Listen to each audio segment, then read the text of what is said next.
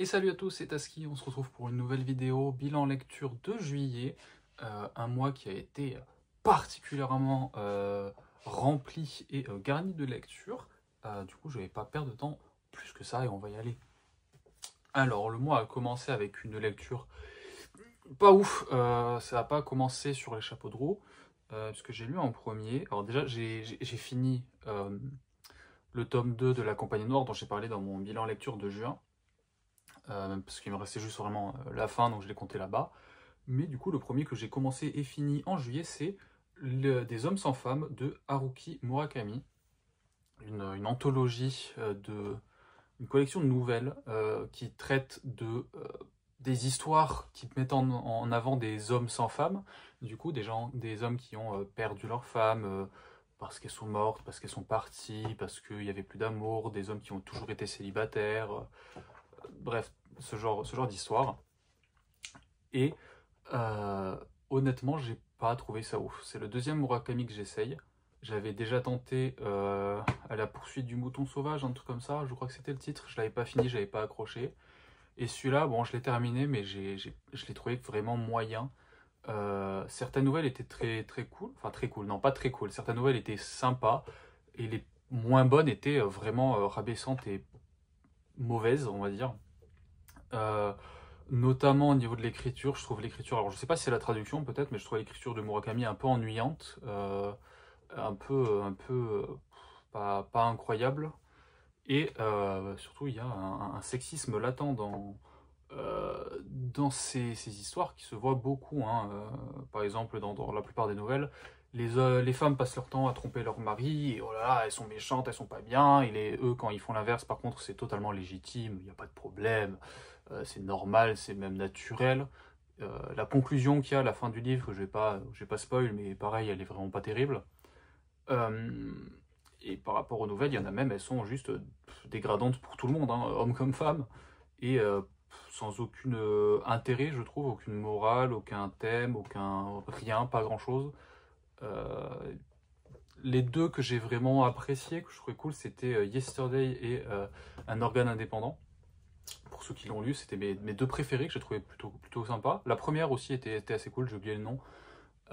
Mais sinon, franchement, Murakami, ça marche pas très bien avec moi. Et à part Kafka sur le rivage, que je vais devoir lire dans le cadre de mon challenge lecture des Howard, qui d'ailleurs, vous pouvez le voir ici, il y a ma petite étagère des Howard, dont d'ailleurs je vais noter, je rajoute À la pointe de l'épée d'Hélène Kushner, qui a remporté, je crois, le Locus Fantasy, que j'ai pas capté, que je l'avais, et du coup ça en fait en plus. Mais voilà.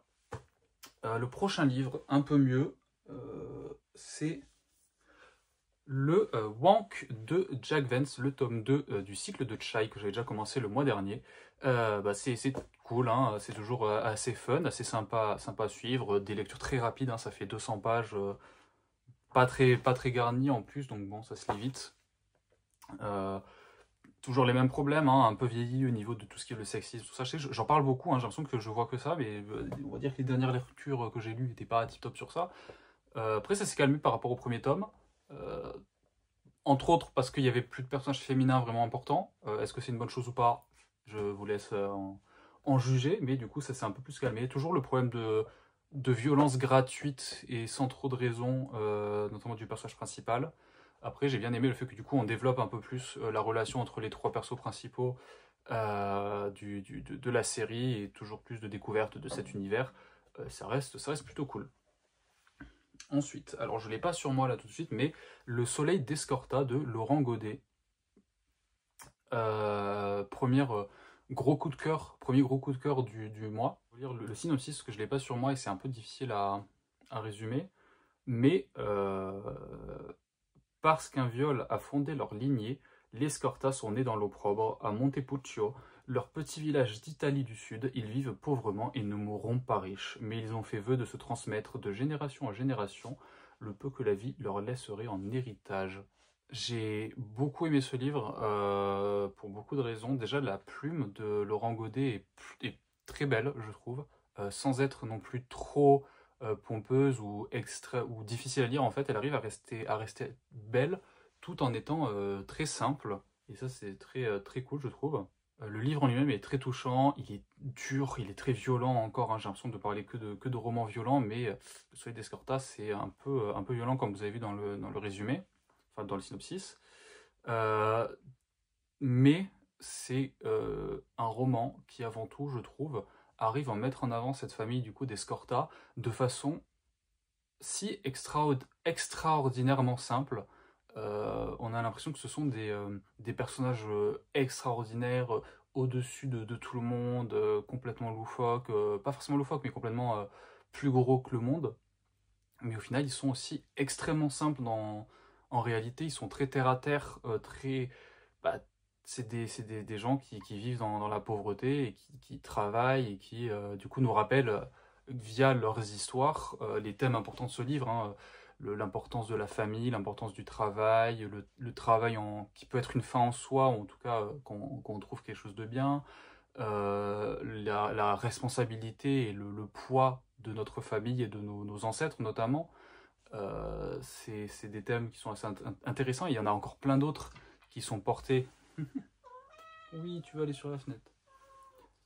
Et il y en a encore plein d'autres qui sont portés par chacun des personnages. Je vais pas trop partir dans le détail, mais et ça parle de beaucoup de sujets, et même au niveau de l'ambiance et de l'écriture, je trouve qu'on arrive vraiment à avoir cette ambiance de petit village au sud de l'Italie. On sent la chaleur du soleil, la terre sableuse sous les pieds, l'huile d'olive. C'est vraiment très bien décrit et ça donne vraiment cette ambiance en fait, d'être avec ce petit village et avec cette famille au sud de l'Italie. Et vraiment, j'ai beaucoup aimé le Soleil d'Escorta. Livre que je n'aurais jamais lu en temps normal, mais que j'ai lu dans le cadre du petit challenge lecture qu'on se fait avec ma famille. C'est le livre, je crois, que mon père a choisi.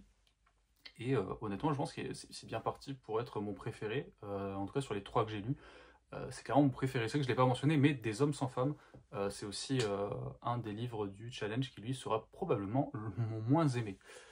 Ensuite, Grand Blue, tome 5 et 6 de Kenji Inoue. Grand Blue, c'est toujours aussi cool pour ceux qui ne connaissent pas. Globalement, on suit l'histoire de Iori Katahara, pardon, qui débarque chez son oncle, qui possède un bar et un club de natation. Je ne sais plus s'il possède ou juste si le club de natation se réunit dans son bar. Mais du coup, il va là-bas pour entrer à la fac, en fait, et il va se retrouver à rentrer dans ce club de natation avec sa cousine et ses cousins et ses amis, et découvrir une passion pour la natation. Mais c'est aussi avant tout une grosse comédie, en plus du slice of life, une comédie hilarante. C'est, je pense, le manga le plus drôle que j'ai lu. C'est rare que je lis, que j'éclate de rire à voix haute en le lisant, mais celui-là, il est vraiment extrêmement drôle. Alors bon, c'est souvent des blagues un peu enfin non pas souvent, mais il y a pas mal de blagues un peu pipi caca, un peu etchi aussi par moment, mais il n'y a pas que de ça. C'est beaucoup de blagues, je trouve, qui me font rire par rapport à la tête des persos. Des fois, ils te sortent une tronche super bien dessinée, pile poil avec le bon timing, qui me fait éclater de rire. C'est absurde aussi par moments, c'est d'une absurdité qui me fait beaucoup rire. Dans une certaine mesure, ça peut me faire penser à du Terry Pratchett ou ce genre de choses dans l'absurdité de l'humour, avec cependant aussi du coup un côté slice of life, des personnages très attachants, des moments très doux, très profonds, enfin pas très profonds, mais de développement de personnages qui nous rappellent que ce n'est pas juste des blagues ambulantes en fait, et qu'ils ont quand même une histoire et des passions et des choses dans la vie. Et notamment sur ces deux tomes, je trouve que le tome 5 se concentre beaucoup plus sur le développement de personnages, et sur ce côté très aussi contemplatif avec la natation, parce qu'il y a des planches, c'est quand même vachement bien dessiné, et il y a des planches, notamment quand ça parle du côté du coup de la plongée sous-marine, qui sont magnifiques. Parce que c'est vrai que je dis que c'est un club de natation, mais c'est vraiment plus un club de plongée sous-marine, hein, dans l'océan, tout ça. Il y a vraiment des scènes qui sont très très belles. Et le tome 6, lui, par contre, c'est des gogoleries dans tous les sens. Donc voilà, ça fait un peu yo-yo par rapport à ça. Mais ouais, il y a peu de mangas et de livres qui me font rire à voix haute. Et je sais qu'en termes de manga animé, par exemple, il m'a autant fait rire qu'un Kaguya-sama Love is War, hein. Je pense que c'est à peu près au même niveau en termes d'humour. Et du coup, j'aime énormément Grand Blue, hein. J'ai hâte de continuer. J'ai pas encore les prochains tomes, mais je pense que je vais pas tarder à me les acheter. Et franchement, si vous voulez un manga ou un animé, il y a 2 saisons de l'animé qui sont sorties. Enfin, une saison et la deuxième qui est en train d'être sortie en ce moment. Foncez si vous voulez quelque chose de drôle, de détente, qui parle notamment de sujets aussi dont on n'a pas l'habitude. Hein. La plongée sous-marine, c'est vraiment pas quelque chose qu'on connaît souvent et il s'en parle beaucoup. Et pour l'été, si vous voulez un manga qui a une ambiance d'été, j'en ai déjà parlé je crois dans une ancienne vidéo sur les animés à regarder en été, mais du coup, Grande Blue, foncez. Après Grande Blue, j'ai lu The Great Hunt de Robert Jordan, le tome 2 de La Roue du Temps. Franchement, c'était très sympa. Je l'ai lu après 3 ans depuis le dernier tome, mais surtout après que la série a été annulée, parce que je l'ai regardé, et franchement, c'était vraiment cool. Hein. J'avais pas aimé au début la saison 1, que j'avais regardé vraiment juste après. J'ai pas aimé la saison 1 au début, que j'avais regardé juste après avoir lu le tome 1, mais après à m'être un peu détaché des livres en fait, et du coup en regardant les saisons qui suivent, qui adaptent des choses que je connaissais pas, la série était vachement cool, et j'ai vraiment le seum que ce soit annulé, et le streaming et tout ce genre le fonctionnement actuel de la société par rapport à ça me casse les couilles. Bref, du coup, de quoi ça parle, La Roue du Temps, sur ce tome-là, où on suit toujours Rand et compagnie qui décident de partir à la chasse du corps de Valère, qui est un artefact du coup très puissant qui, selon les rumeurs, permettrait d'invoquer les héros d'antan pour participer à une bataille et aider le porteur. Et on sait que normalement cet objet sera utile pour la bataille finale, pendant que Rand, de son côté, continue un peu à essayer de remettre en question son statut de dragon réincarné ou pas. Et on continue quoi, à découvrir dans ce tome plus le monde de la Roue du Temps, le world building, les personnages aussi. Le livre s'éloigne enfin du tome 1 par rapport à la copie du Seigneur des Anneaux, parce que le tome 1 c'était le Seigneur des Anneaux copié-collé avec les mêmes scènes, les mêmes personnages, les mêmes monstres. Là on a enfin quelque chose de différent, avec beaucoup de lore assez cool et des personnages qui sont développés, qui sont très très sympas. On développe Loyal, Tom, Mérine, Vérine, pardon, pas Mérine. Et d'ailleurs, ça me fait penser, quand je lisais, de voir les différences entre la série et les livres, qui sont plutôt cool, parce que du coup, le livre prend beaucoup plus le temps de développer des personnages qui ne le sont pas du tout dans la série, ou qui le sont très différemment. Notamment Moiraine, qui est moins développée par rapport à la série, mais qui du coup, le rôle qu'elle a dans la série, en fait, est attribué à d'autres persos, notamment Vérine. Tout ce qui se tourne autour de Loyal aussi, j'ai vraiment hâte. Tom, pareil, c'est plutôt vers la fin. Là, c'est plutôt un teaser, je pense, de ce qu'ils vont développer sur lui. Mais j'ai beaucoup aimé son histoire. Et du coup, j'ai vraiment hâte de lire la suite. Je pense que je vais essayer de lire au moins un tome tous les 2 mois. Parce que mine de rien, ça reste des grosses briques. Et j'ai envie aussi de me le faire durer, parce que j'aime bien avoir ces longues séries qui durent sur le temps. Mais bon, un livre tous les 4 ans, c'est peut-être un peu de l'abus.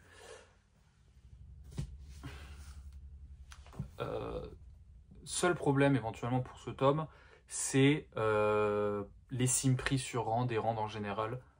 Il m'énerve un peu, être un peu délulu. Je peux comprendre le fait qu'il ne veut pas, qu'il n'accepte pas sa condition et qu'il refuse et que lui il veut juste vivre sa vie de fermier.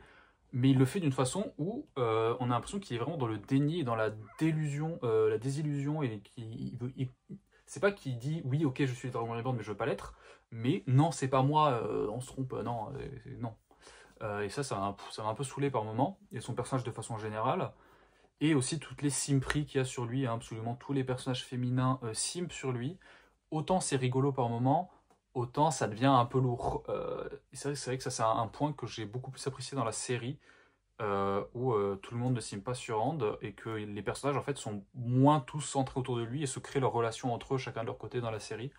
Je sais pas si c'est des relations qui, en fait, à terme, vont se faire dans les livres. Je pense notamment, par exemple, alerte spoiler skippé de 20 secondes. Mais je pense notamment à Matt et Min dans la série qui commencent à avoir un petit truc. Elaine qui a une sorte de relation avec un personnage secondaire qu'on voit même pas dans le bouquin. Ce genre de choses. Je sais pas du coup si c'est dans les livres ou si c'est une invention de la série. J'ai hâte de voir la suite et voir comment ça se développe. Parce que je ne pense pas que Rand va finir avec un harem en tout cas.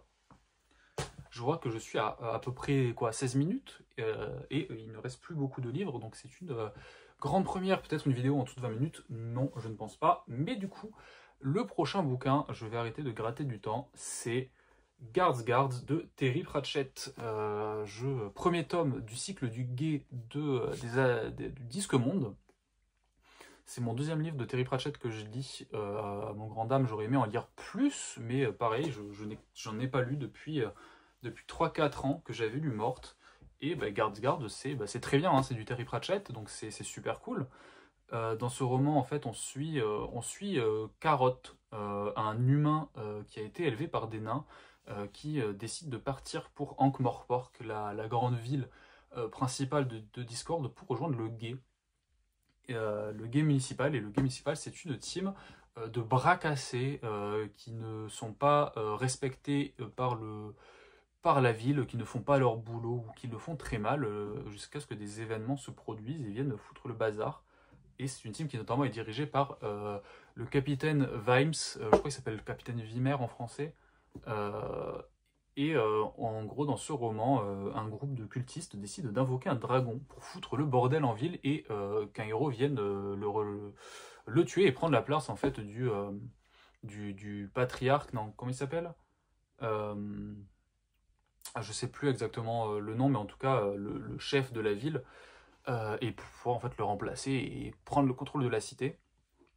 Et en parallèle de ça, un livre a été volé dans la bibliothèque, et du coup le bibliothécaire, qui est un orang-outan, vient demander l'aide du guet pour résoudre ce mystère. Dans ce roman, Terry Pratchett s'attaque à tous les codes de la fantasy, hein, les dragons, les scènes complètement ridicules, les archétypes de personnages de la fantasy, les clichés, vraiment, il s'attaque à tout ça de façon très très drôle, tout en ayant une histoire et un récit qui est sympa à suivre, hein, ça casse pas trois pattes à un canard, mais c'est quand même très sympa. Des personnages qui sont hilarants, hein. Carotte me fait beaucoup, beaucoup rire avec en fait, son premier degré, vu il a été élevé par des nains et que les nains n'ont pas, par exemple, le concept de métaphore. Ils prennent tout au premier degré. Et bah, ça amène à plein de scènes assez rigolotes. Pareil pour. Euh, il a été élevé en connaissant les règles et les lois qui datent d'il y a très longtemps. Donc au final, quand il se ramène et qu'il arrête tout le monde dans la rue alors que la guilde de voleurs est autorisée par exemple à Ankh-Morpork, c'est assez drôle. Seul problème en avec les personnages, c'est que bah, ils sont très rigolos, mais ils sont pas très attachants. Pas beaucoup de développement sur eux-mêmes. J'espère que ça s'améliore avec les tomes qui suivent. Mais sinon, j'ai beaucoup aimé. Point fort, je pense que mon point préféré, ça va être notamment avec les questions de l'écologie, avec les dragons. Il y a beaucoup de blagues sur le concept des dragons en fait en fantasy. Le fait que scientifiquement, c'est impossible que ces créatures puissent voler. Les petits dragonnets des marais, je sais pas comment ça a été traduit en français, qui ont un liquide inflammable à l'intérieur d'eux qui fait que des fois, juste s'ils bougent trop vite, ils explosent, enfin ils implosent dans une explosion de feu. C'est assez marrant. Du coup, bah, si vous voulez de la fantasy très, très comique, très légère, pas de trop grosses attentes, pas sombre à la Game of Thrones et tout, n'hésitez pas à lire le Disque Monde, et notamment Guards, donc Auguet en français. Parce que j'avais lu Morte, je crois que c'est Mortimer en français. Je trouve que Guards est plus humoristique, plus léger que Morte, qui est un peu plus philosophique et sérieux, même si bon, ça reste du Terry Pratchett et du Disque Monde, hein, donc Morte reste aussi très drôle. Mais voilà, très bonne lecture. Ensuite, on enchaîne plus que 2 livres, j'ai énormément lu ce mois-ci. Le Dire, ça va aller vite, hein, le tome 3 du cycle de Chai de Jack Vance, hein, la suite du coup du Wonk dont je parlais avant. Bah, c'est tout pareil en mieux, hein, on continue de découvrir ce monde, d'en savoir plus. Je trouve que c'est là où la relation entre les personnages est encore plus développée, on commence vraiment à s'attacher un peu à eux, en tout cas pour moi, je commence plutôt à m'attacher à eux. Les problèmes de sexisme, il n'y a plus aucun personnage féminin dedans, donc c'est plus un problème. Et pour la violence, on a enfin quelque chose qui vient compenser ce problème de violence à tout va, c'est que la violence est dirigée envers des gens qui le méritent. Et bah, du coup, ça rend le truc beaucoup plus digeste et beaucoup moins ce sentiment de bah, le personnage il est plus mauvais que le reste du monde. Mais du coup, là, c'est pas le cas. Donc, vraiment, j'ai bien aimé. J'ai hâte de finir cette tétralogie. Il me reste un tome que je vais lire dans le mois d'août. Donc, je vous en parlerai après. Je fais peut-être une review résumée de Jack Vance. Et ensuite, bah, je pense continuer avec Jack Vance de temps en temps pour avoir des petites lectures comme ça, rapides à lire, assez fun. Qui font palette cleanser, comme on dit en anglais. Je ne saurais pas te dire c'est quoi l'équivalent en français, mais en gros, entre 2 gros tomes de fantasy ou de science-fiction assez compliqués, une petite lecture rapide. Je sais que j'ai notamment la trilogie Alastor, ou Malrune, non c'est Alastor je crois le nom de la trilogie qui m'attend. Donc voilà, rien de plus à dire. Et enfin, le dernier bouquin que j'ai lu en juillet, hein, je l'ai vraiment lu limite sur les 2-3 derniers jours, c'est mon premier David Gemmell, Knights of Dark Renown. Je ne sais pas du tout comment il a été traduit en français, s'il a été traduit. C'est un standalone qui se passe quand même dans l'univers de Draenei de David Gemmell. Donc, pour ceux qui ne connaissent pas, c'est Légende, Waylander et compagnie. Et j'ai vraiment énormément aimé ce roman. Si je devais le résumer, ce serait quelque chose comme les Chevaliers de la Table Ronde X, la Suicide Squad, parce que en gros, on suit en fait, on suit dans le royaume.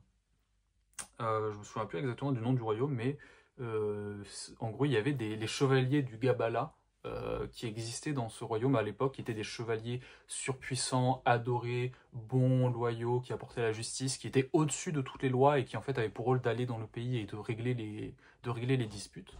Mais ces chevaliers ont disparu il y a longtemps et le royaume est laissé sans eux, et en ce moment, le royaume est en train de sombrer dans les ténèbres et le mal, alors que le roi devient un peu fou avec ces nouveaux chevaliers tout rouges qui viennent foutre la merde.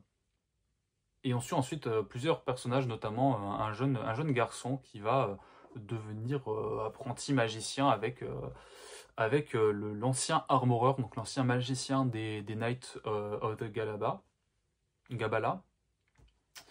Donc pourquoi table ronde? Parce que vraiment il y a ce côté chevaleresque qui est très présent, des thèmes autour du prix de la chevalerie, du sacrifice, de l'honneur, ce genre de trucs qui sont que j'ai. C'est pas forcément le genre de thème que j'ai le plus tendance à lire, hein, des romans de fantasy très centrés légende arthurienne, j'en lis pas forcément des masses.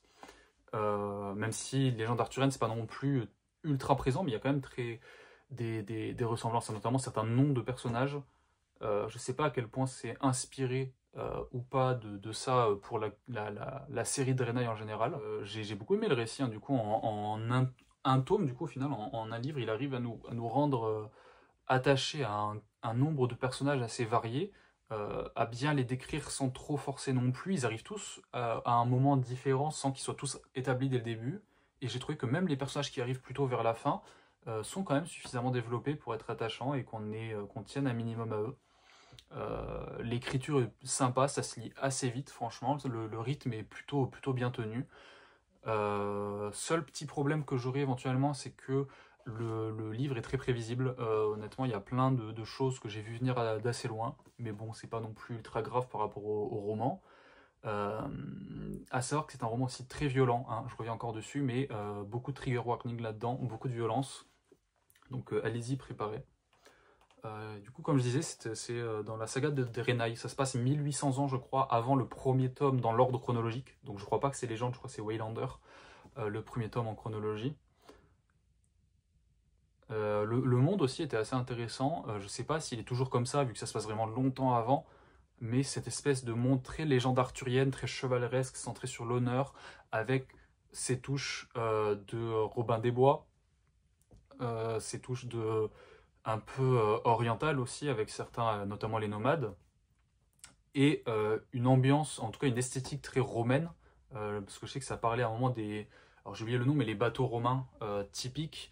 Il y a certains noms aussi qui font un peu romain, je trouve, donc c'est vraiment dans l'esthétique, en tout cas, ça fait un peu un mélange un peu intéressant, hein, des chevaliers de la table ronde à Rome. Mais du coup, franchement, j'ai beaucoup aimé les chevaliers au renom sombre, hein, je traduis ça au hasard. Mais du coup, j'ai beaucoup aimé, et franchement, si vous cherchez un petit one-shot de fantasy et que vous êtes prêt à lire un truc un peu sombre, là pour le coup plus proche d'un Game of Thrones ou quelque chose comme ça, n'hésitez pas à le lire, parce que franchement, j'ai bien aimé. Première fois que je lis David Gemmell, je voulais commencer justement par un one-shot avant de me lancer dans des grosses séries. Du coup, je vais continuer, j'ai hâte de continuer, parce que c'était une très bonne lecture.